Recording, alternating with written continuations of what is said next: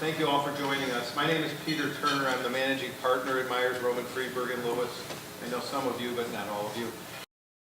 Just to get started on today's presentation, there's some PowerPoint, obviously. Year-end legal audit and tax tip, helpful tips put into practice. Hopefully you'll come away from this session with one or two helpful tips.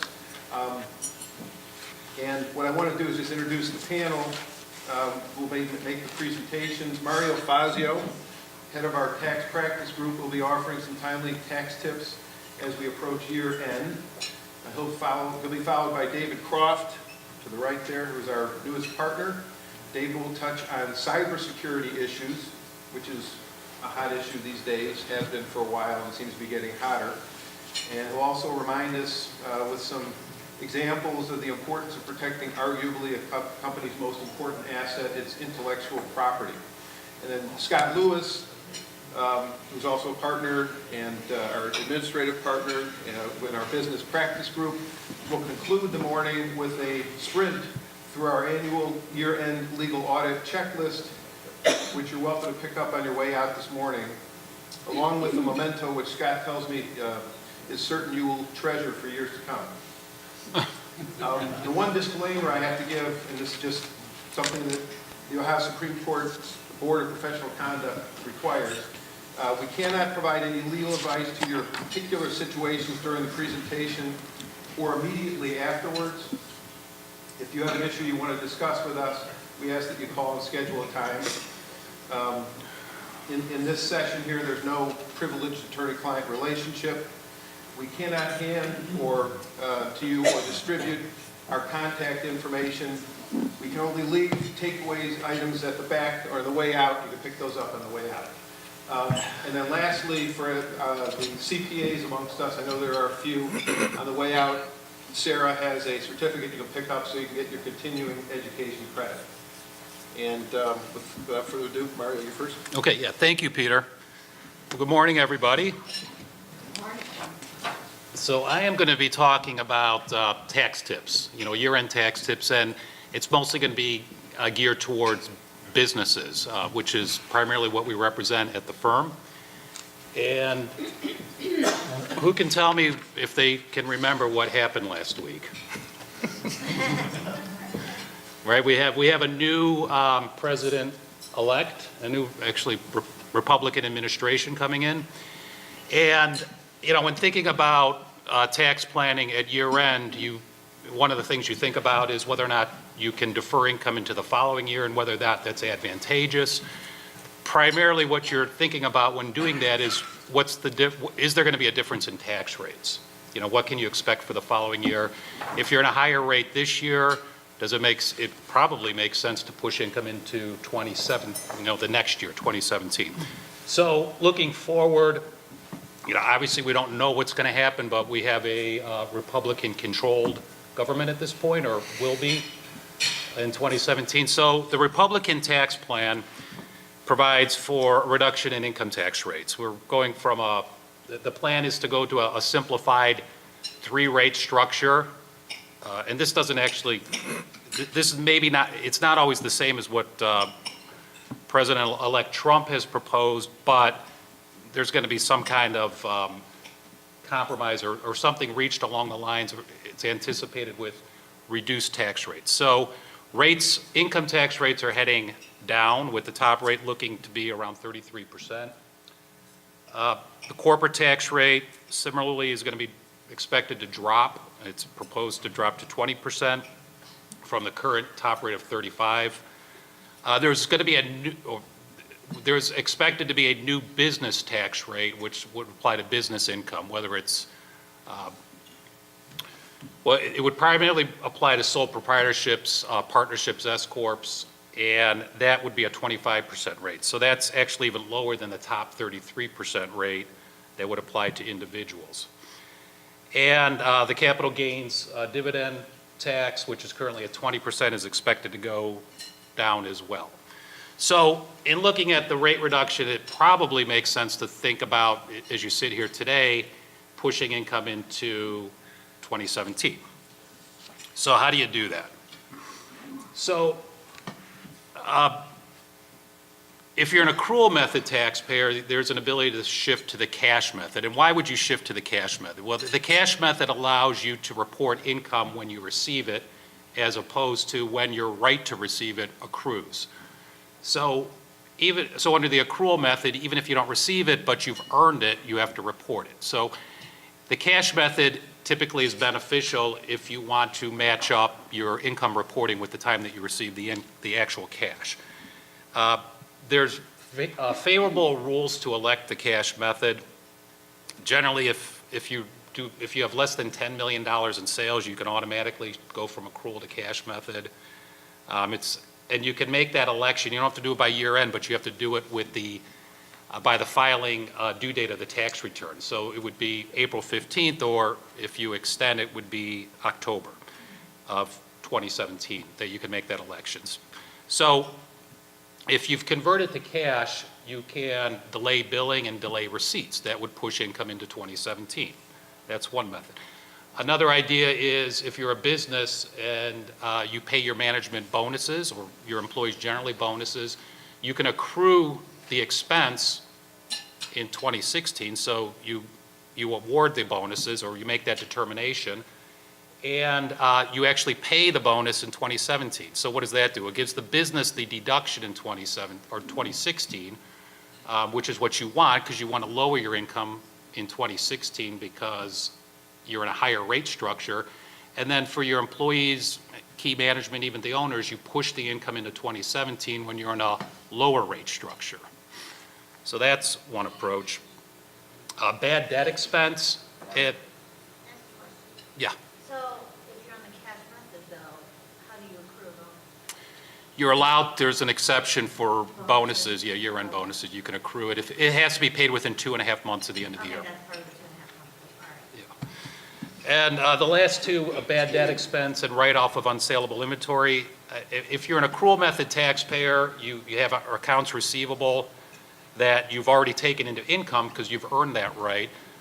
But if some of the receivables are uncollectible, you can write them off. So that would be one way to lower your 2016 income. And similarly, if you have unsaleable inventory, you can write that off as well to whatever the value is. Presumably it has a very low value. The thing is, you have to offer it for sale at that lower value within 30 days. So if you've determined that it's a de minimis value, as long as you offer it for sale, you can take the write-off.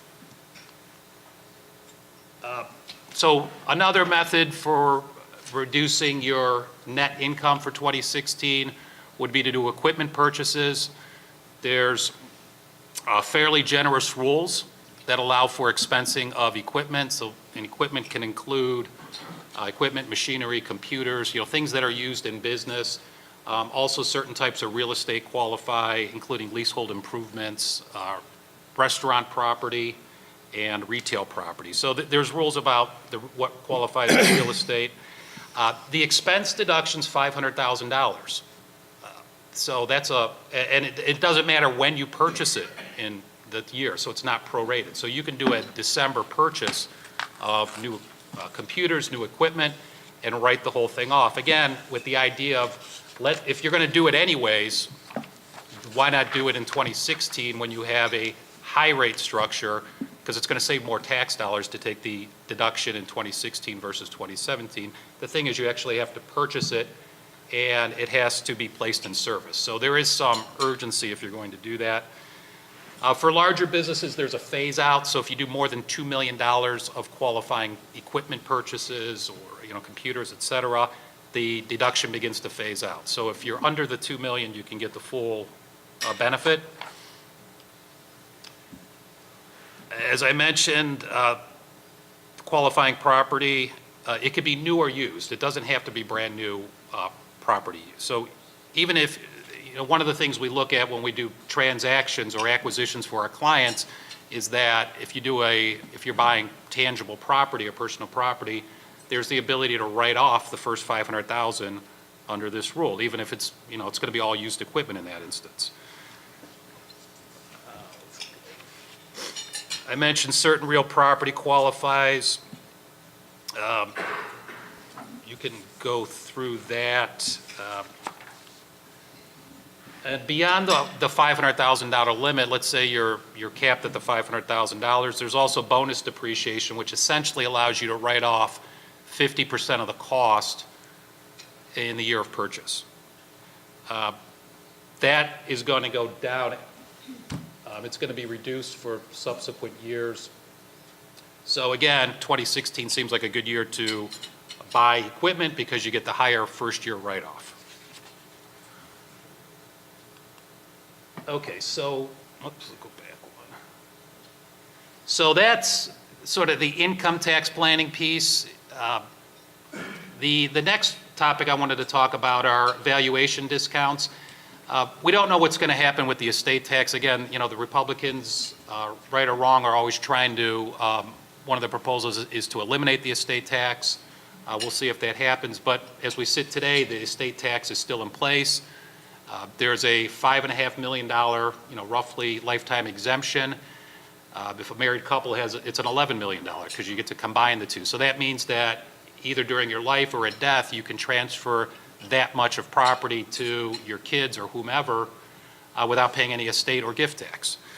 For couples that own businesses that are in excess of that value, a lot of times what they're doing is they're trying to figure out how to structure their affairs, how to pass that business on to the next generation, or at least some of it, without paying estate or gift tax. And the typical method for doing that was to gift non-voting interest in that in a very small amount, whether it's 1%, 2% per year, and take a valuation discount. And the reason why you were permitted to take a valuation discount is because they were minority interests, they were illiquid, because typically they were subject to a buy-sell agreement which said you couldn't sell the interest without the consent of the majority owner or the rest of the owners.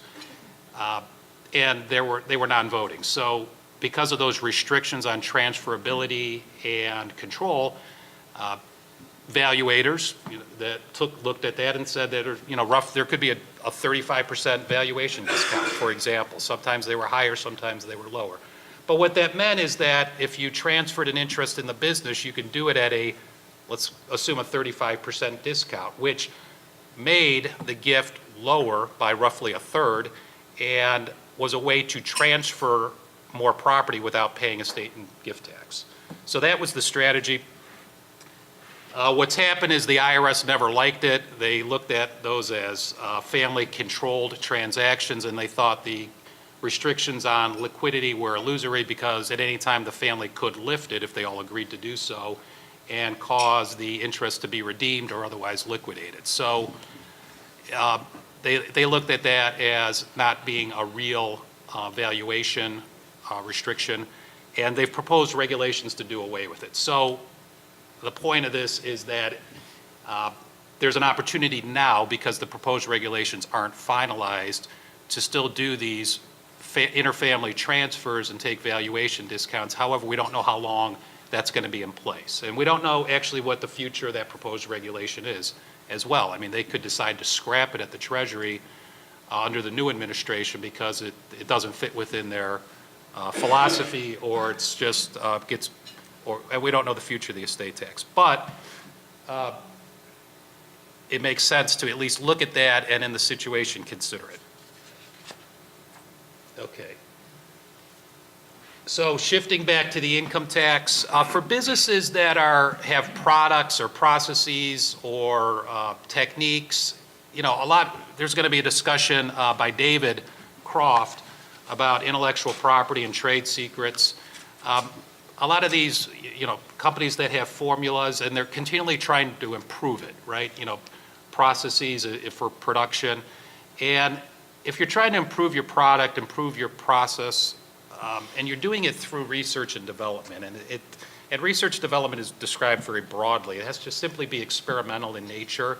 But a lot of companies probably are engaging in qualifying research and development and entitled to take a tax credit for that. So what's interesting about this and why I bring it up is that it's been liberalized somewhat because the research and development credit can now be applied against AMT, so that it provides a real benefit. So the credit before sometimes wasn't useful because even though it was allowed, it put the taxpayer or the client in an AMT position, and they end up paying tax anyways.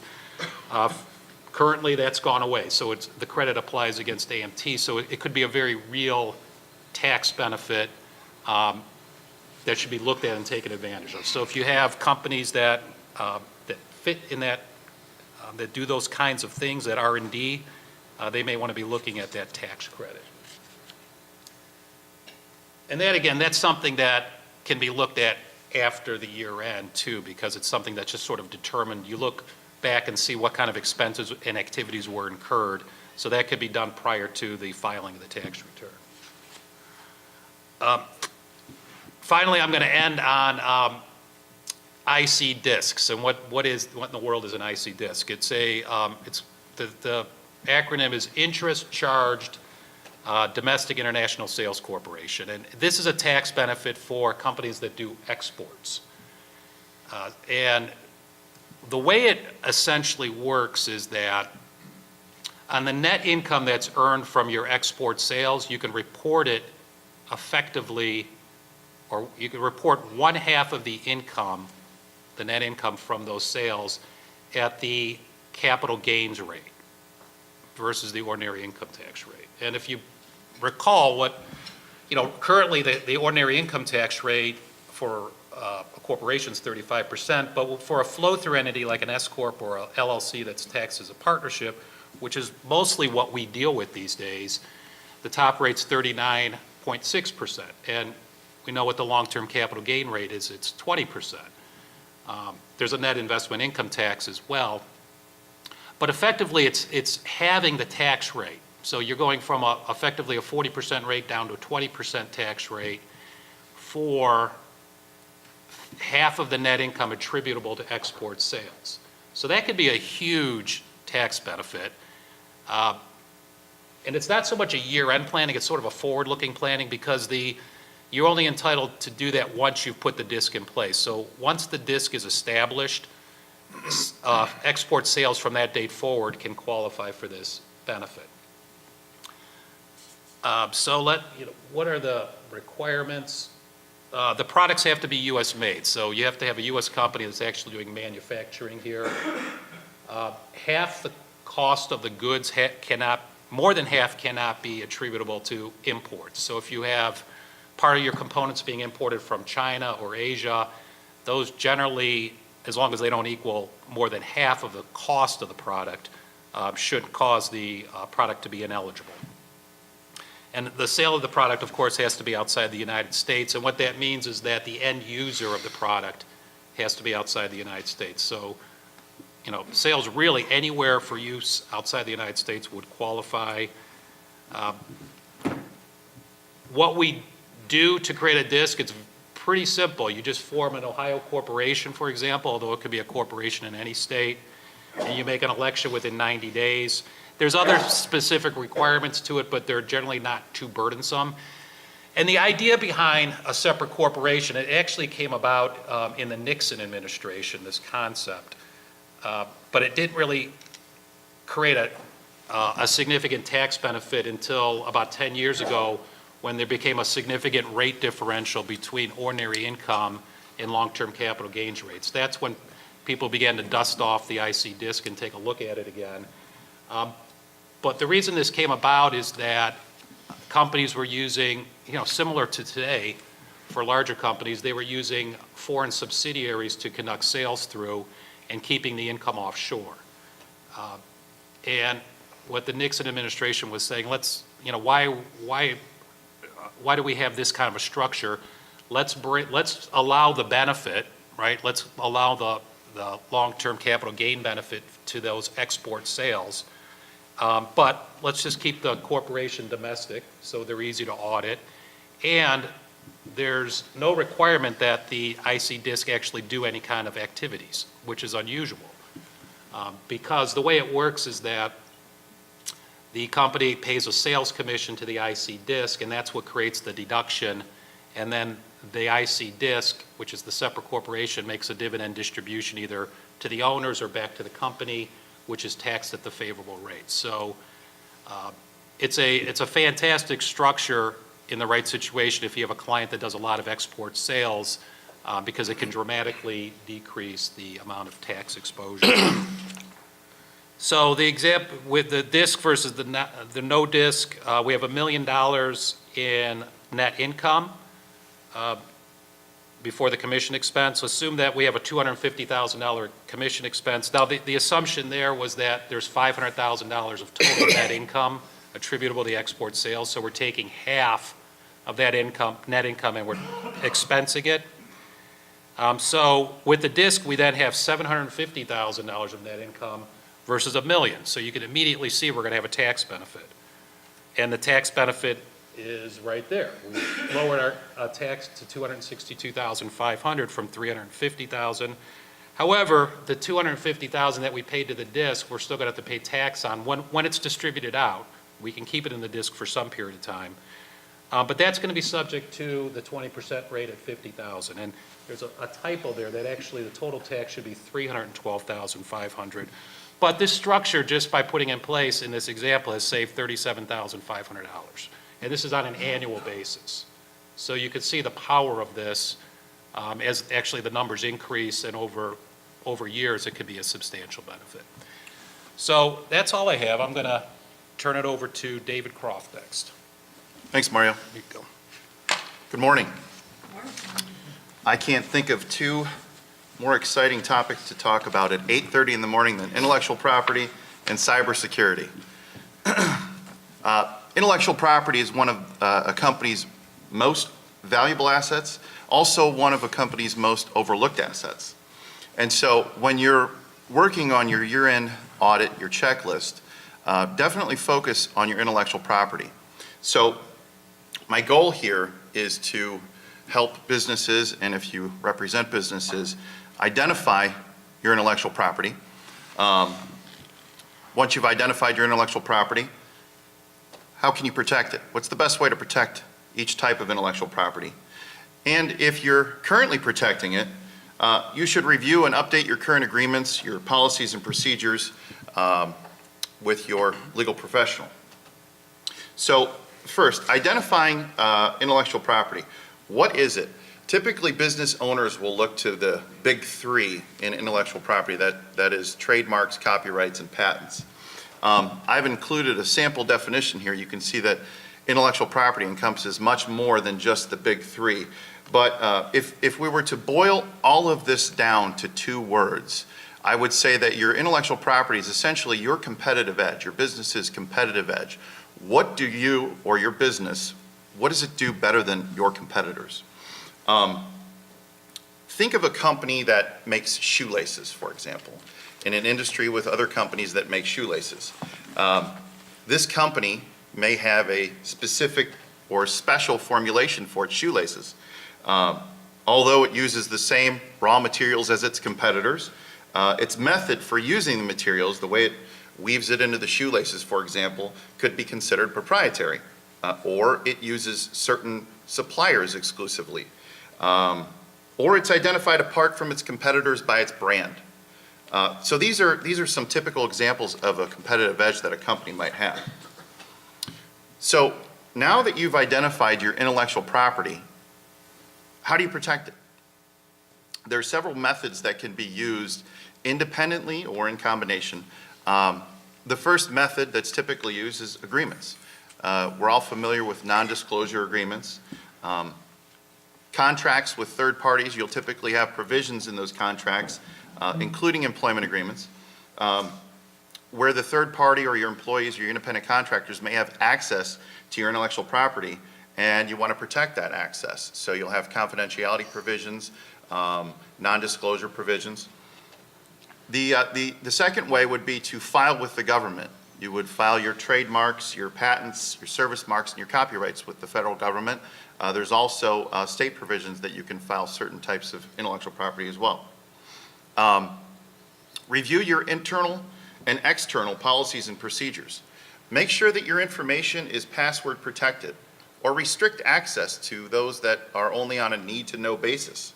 All of your employees should not have access to all of your intellectual property or confidential information. And finally, simply refrain from disclosing the information. So protecting your intellectual property is mostly driven by what type of intellectual property we're actually talking about. And the first type of intellectual property I want to talk about is confidential information. When dealing with confidential information, you should determine what information should be kept confidential. And some basic examples of information that you or your clients would want to keep confidential are processes, formulas, financial information, pricing, customer, supplier, and vendor lists, marketing or business models and strategies. And once you've determined what to keep confidential, how do you keep that information confidential? First and foremost, don't disclose it. Or only disclose to those that need to know. And then make sure it's protected by an agreement, like an NDA, or that your contracts with those third parties have clauses that contain language that protects that confidential information and prohibits that party from disclosing it. Some interesting things or important things to point out with confidentiality clauses are time frame. How long is your confidential information going to be protected? Well, if I'm representing a client that's disclosing confidential information, I want to make sure that that's protected forever, indefinitely. If you're representing a client, or if I'm representing a client that is receiving confidential information, I want to make sure there's a specified time period, and I want to make sure it's as short as possible. Also, is the obligation of confidentiality mutual, or does it run one way? Well, I guess that depends on the relationship of the parties. If you're an independent contractor, you're not disclosing any confidential information, it'll run one way. If it's more of a relationship where you're exchanging information, it'll be mutual. David, Yes. point of inquiry, and this comes up fairly often in the merger and acquisition context. You know, very often, the NDA is written in a fashion that requires the disclosing party to mark, each item of evaluation material as confidential. And when you are the disclosing party, you're representing the disclosing party, you should be mindful of that clause, because people will forget, and a lot of information is transmitted electronically. So it's either marked as confidential, or on its face can reasonably be concluded that it is proprietary. That's something that comes up not infrequently when negotiating an NDA at the start of an M&A transaction. So to your point, Scott, when you have the little disclosures or disclaimers at the bottom of your emails, make sure that you have the confidentiality disclosure there too, as kind of a catch-all in those types of situations. Thanks, Scott. So the next general category is trade secrets, and I've included the definition from the Ohio Revised Code. But essentially, a trade secret is information from which you derive economic benefits and for which you take steps to maintain its secrets. I think it's important to note here that a trade secret isn't always confidential. Actually, it can be known to the general public. However, your use of the trade secret may be confidential. The way that you're using it to maintain your competitive edge. How are trade secrets protected? Several ways. They're protected by federal and state statutes. They're also protected by agreements. I like to take the belt and suspenders approach here and not rely solely on statutes. Make sure that you have an agreement in place. Again, we're talking about NDAs. We're talking about confidentiality clauses in your various contracts with third parties and your employees. Another way to protect your trade secrets, make sure they're hard to reverse engineer. Also, label it as a trade secret to your employees. And finally, restrict access to the trade secrets. Again, we're on a need-to-know basis here. If your employees or your contractors or third parties don't need access to that trade secret, don't give it to them. I would also note here that trade secrets can, in principle, extend indefinitely compared with certain other types of intellectual property rights that last for only specific durations. I've included two examples here for trade secrets. Everyone's familiar with both of these. Coca-Cola's got, I like their formula for their Coke, but they have refused to disclose their trade secret. They haven't patented it. They haven't filed anything disclosing their formula. They restrict their access. In fact, they've even refused to disclose their formula under two separate orders from judges. And another trade secret example is Google's search algorithm. That also is a trade secret. Is now a good time to talk about the Defend Trade Secret Act? I think this would be a great time. It's a great time. It's as good a time as any. And we have two experts, actually three experts in the back of the room, Seth Briskin, John Hyman, and Peter Turner, who are all well-versed in this. But this year, the Defend Trade Secret Act was adopted, and it provides protection for whistleblowers, someone who is aware of a violation, an employee who is aware of a violation of federal or state law, and must, as part of the whistleblowing, make disclosure of a trade secret. And there is protection. There's procedures that the employee needs to follow, but there is protection from federal and state civil and criminal liability for an employee in that context. And there is actually some language that we prescribe now that John and Seth developed that we now use in all of our employee NDAs. And if you haven't adopted it or not familiar with it, please feel free to contact one of us, because it's not tested yet, but if you don't have that language, there's some concern about the enforceability of your employee NDA. So please bear that in mind. Thanks, Scott.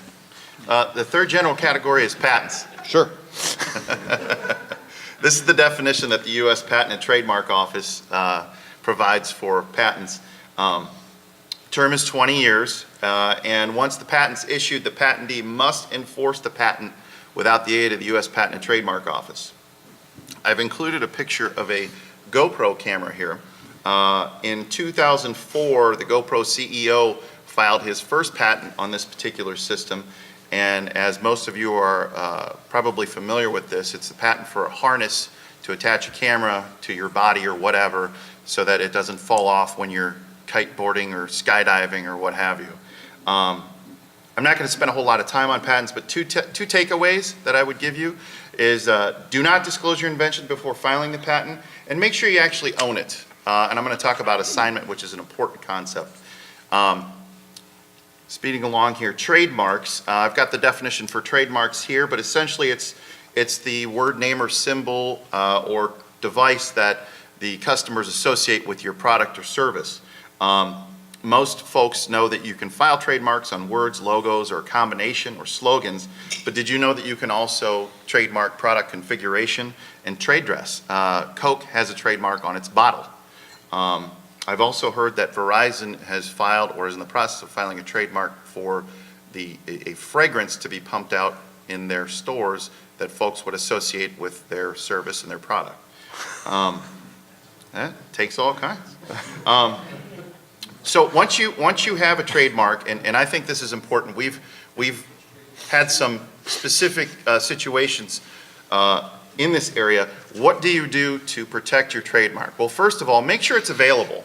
We've had clients that spend a lot of money branding their trademark, and then they search to make sure it's available, only to find out that they will never ever have it, and all the money that they spent could potentially be wasted because someone's going to try and enforce their trademark rights against our clients. So make sure it's available, conduct a professional search. Once you found out you can get it, register it, and then monitor it. Make sure you're associating your mark with your goods or services too. Once you file and receive your trademark, don't just let it sit on the shelf. Associate it with your products or goods. And one other thing that I'll note here, if you have someone designing a logo for you, there's a copyright issue there. If someone designs your logo, make sure that they assign that to you, because not only are you filing the trademark for the logo, you need to make sure that you own those copyright rights, or you own the copyright. These two examples here are Apple. We all know Apple, and again, Verizon. I mentioned the Coca-Cola bottle. And the final category here is copyrights. I've included the definition that the U.S. Patent and Trademark Office provides. We all typically think of copyrights as works of art. But you need to think outside the box here, because you can copyright your software, you can copyright the pictures that you use on your website, so long as they're yours, or your social media pages. You can even copyright some of the manuals that you've prepared, your employment manuals, and your instruction manuals to some extent. So we've got copyright. We're talking about copyright. You're thinking, so what? Well, there's a competitive advantage in copyrights. Again, so what?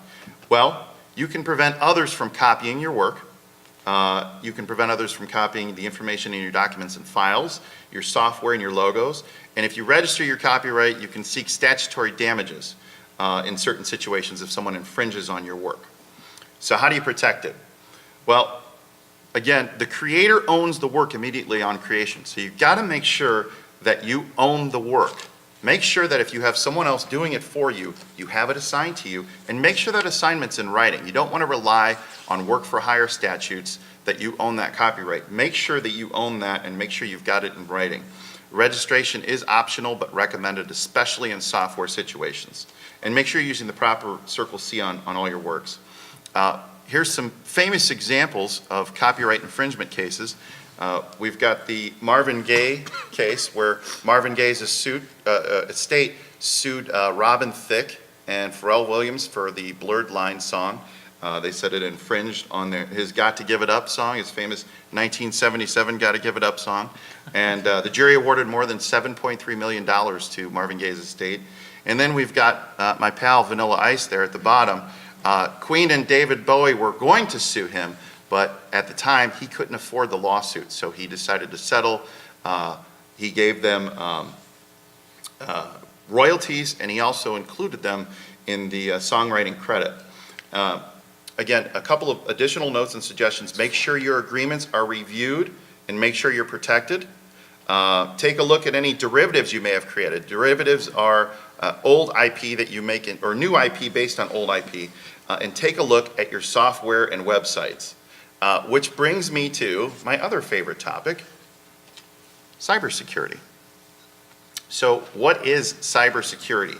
It's technology that you use to protect your networks, your computers, your programs, and data from attack, damage from hackers. So why should you care if you're a small business or a medium-sized business?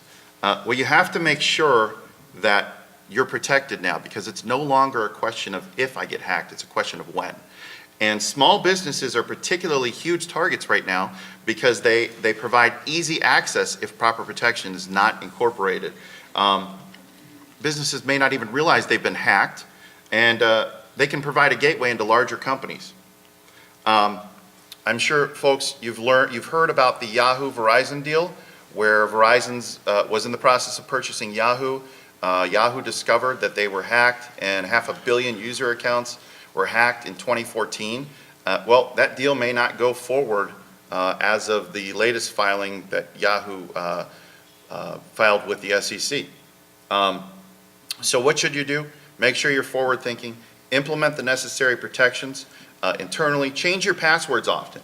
Keep sensitive information restricted. Work with third-party service providers. Make sure that they have adequate insurance coverage in the event of a cyber attack. Have a legal audit conducted. Make sure your websites and apps, the terms and conditions, privacy policies are reviewed and contain language that protects you or your business. Get insurance. Speak with your agent to make sure you have appropriate coverage. And to take a page from Verizon's playbook, if you're buying a company, do your due diligence. And if you plan on selling your company, make sure you're doing your due diligence. With that, I'll pass it on to Mr. Lewis. Thank you. I'm not sure I need to bring the microphone right in front of me. Can everyone hear me without the mics right in front of me? Good, good. For those of us who didn't appreciate the musical genius that is Vanilla Ice, there was another case many years before involving the Shirelles and George Harrison. Those in the audience old enough may remember He's So Fine and George Harrison's Take Off My Sweet Lord. And George Harrison was also ordered to pay unspecified damages. And no, I was not going to sing. I was merely going to mention it. My topic is a familiar one. I've spoken on it before. In fact, I I wrote an article which is available, Why Are Corporate Minutes So Important? And it is a somewhat dry topic, and we don't attend to it at times because we're either lazy, sloppy, it's not sexy, it's not fun. That's why I was asked to speak on the topic, perhaps. But it truly is important, and the best way to convince you of that, I think, is to share a few war stories. There's an outline here, there's a PowerPoint presentation which runs through our year-end legal checklist, which was developed more than a decade ago. And he's left, so the impact of this is going to be lost by the father of the Meyers Roman legal year-end checklist, Peter Pross. And we've adapted it over time. We've added lots of things. It's very comprehensive. I encourage you to pick it up. It's even more useful to you than my article from 3 years ago, but it is available as you walk out, and Sarah will make sure you get a copy of it. But there are some illustrative stories which I think will help me make the point. A company that said goodbye to an employee who had equity interests that had not yet vested. He left the company, and the company had a certain period of time in which to exercise its repurchase rights. And because of the passage of time, or the lack of passage of time, it amounted to a forfeiture. The company didn't bother to check its documentation. They had until the end of the fiscal year in which to do it, to buy the interest for $10 and other valuable consideration. They didn't do it due to no reason other than inattention. And sure enough, 1 year turned into the next, and those rights did vest, and the company was embarrassed. Its counsel was it was not us. Its counsel was embarrassed, and they wound up settling for something they shouldn't have had to pay at all. Another example, well-known retailer in the state of Ohio was audited by the IRS. There were expenses that were reimbursed. There was compensation paid. There was loan repayment.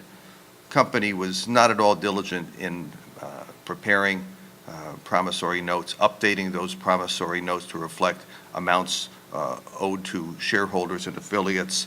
And the IRS basically said, and this was a C corporation, so the IRS basically came in and said, no, this really was profit distribution, which means double taxation. So it was a disastrous result that could have been avoided had the minutes been properly maintained. And what does properly maintained minutes mean? It's laid out in the PowerPoint presentation that I'm depriving you of. We'll start here. A story that I told some years ago where there was a shareholder dispute, and one of the shareholders said, I own the company, and presented a partially executed stock certificate. There was no share ledger. There was a draft shareholders agreement. The other side said, this is very interesting. No, you don't anymore. I didn't bring my prop this year, but they proceeded to rip up the stock certificate.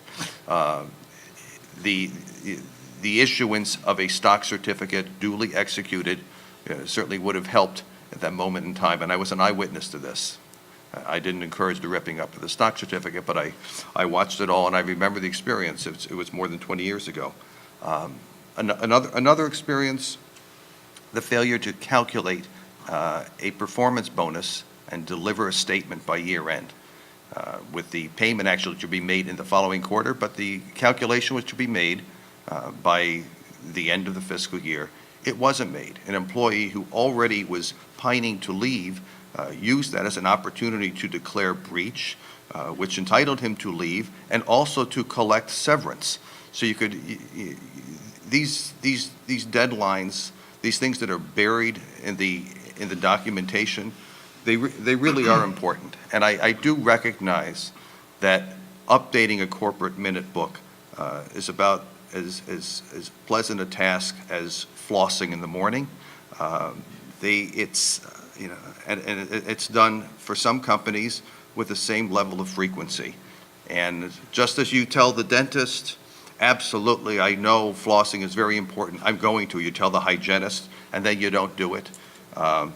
Well, extracting teeth is a painful exercise, and not maintaining your record book can be almost as painful an exercise as some of these examples have tried to illustrate.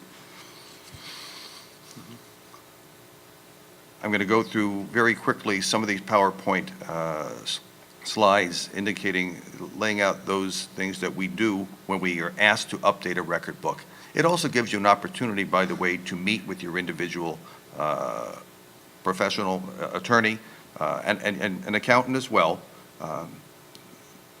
Contributions to 401k, borrowings from banks, especially from shareholders and affiliates. You do need to prepare the promissory notes. I've already indicated one situation in which the lack of having executed notes came back to haunt a company. Ratifying acts during the course of the year, review of contracts, shareholder agreements, and LLC operating agreements. So by the way, if you have an LLC, while the statute does not require you to maintain a record book, it's advisable to do so because, piercing the LLC veil is a very popular technique now, and you need to not only refrain from commingling assets and having your contracts signed in an official capacity, but it's helpful to have minutes, and we now make it our business of preparing a book.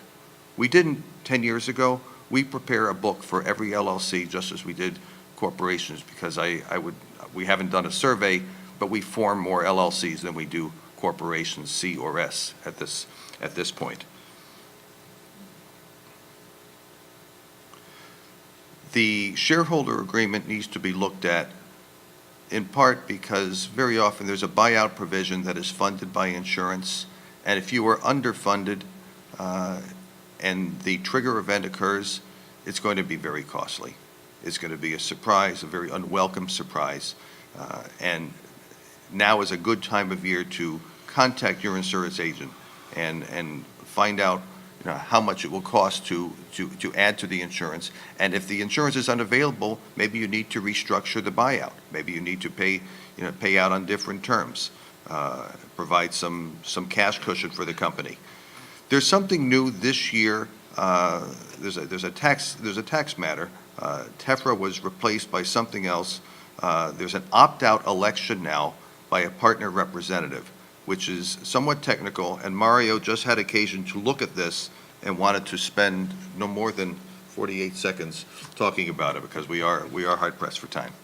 50 seconds. Sure. So, most of the entities, or quite a few entities that we deal with today are partnerships or limited liability companies that are taxed as partnerships. What the government has come out and said is that that basically the partnership audit is going to be conducted at the partnership level, meaning that the LLC itself would be subject to the audit. A representative on behalf of the LLC would interface with the IRS and represent the LLC. Under current law, what happens is if you have a small partnership, the partners individually have to be audited rather than the partnership itself. So the individual partners can sort of control their own destiny in regard to the audit. So, and the government doesn't like that because it's too cumbersome, you have to deal with. And sometimes what you can have is the partners themselves are flow-through entities, maybe other S-corps or limited liability companies, which in turn have shareholders. And so you can have multi-tiered structures which make it very difficult to audit. So the government said, forget that, we're going to just audit the partnership. There is still the ability to opt out of that structure and go back to the old structure as long as you're still considered a small partnership. And the question is, do you opt out? And I would say yes, because anything that makes the IRS's life more difficult is generally a good idea. And the other thing is that, that's not always sometimes it depends on who you represent. So if you represent the majority owner, maybe the majority owner wants to control the partnership at the partnership level, because if you have individual partners that are, have their own audits going on, you could end up with inconsistent positions, which in turn could create problems. So, because the government would like to get consistency. So it's an interesting question. I would say, if you were to ask me what's preferable with, in a vacuum, so to speak, I would say you would want to opt out so that each partner can kind of control their own partnership. The other thing is under these new rules, I think I'm going over 48 seconds, but with these new rules is that Secretary Clinton, you have 30 seconds. is that the tax is collected at the partnership or at the LLC. So if it's determined that there was a underreporting of either income or disallowed deductions resulting in additional tax, that tax normally flows through to the partners who each get a K-1, but under the new rules, the partnership itself would have to pay for it. And if you think back, or if you think what happens in a partnership, you're typically auditing a prior year. So, if we were doing a partnership audit today, we're probably looking at 2013. So we could have different partners today versus 2013. And so under this new structure, we would have to have some kind of indemnification right to go after the old partnership, because our new partners would be stuck with the liability that's really, that really belongs to the old partnership. But the government's new rules require the private parties to figure that out amongst themselves. So if you're selling, or if you're buying a partnership interest, you're going to want to have indemnification protection. Thanks. Very thorough and helpful. Loan documentation, I'll just say banks hate surprises. If you or your clients realize that you're going to be out of covenant, the time to tell them is not when the loan is up for renewal. You should make that disclosure early, and you can do projections, and if you see that you may be in trouble, now is the time to do it. Make sure that you don't lose track of outside dates for delivering personal financial statements, as well as your ongoing financial reporting to your lender. Leases, don't get caught with an automatic renewal when you'd like to avoid that renewal. There are certain reporting obligations and deliverables required, typically at year end or within 30 days following year end. You don't want the technical default to provide leverage to the other party, typically the landlord. Same is true of employment agreements. Avoid the automatic renewal. Take a look at these documents. Take inventory of your contracts. We can actually help you by using our docket system, identify important events in the life of a contract. We've gotten to do that more and more because clients appreciate it, and sometimes they rely on us to do that. I'm not going to talk about license agreements and maintenance support agreements.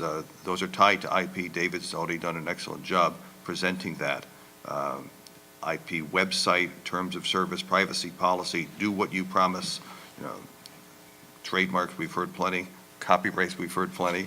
But employment is something I do want to spend on. I apologize for taking a little more than the allotted time. But there have been some changes either put in place or on the horizon, maybe.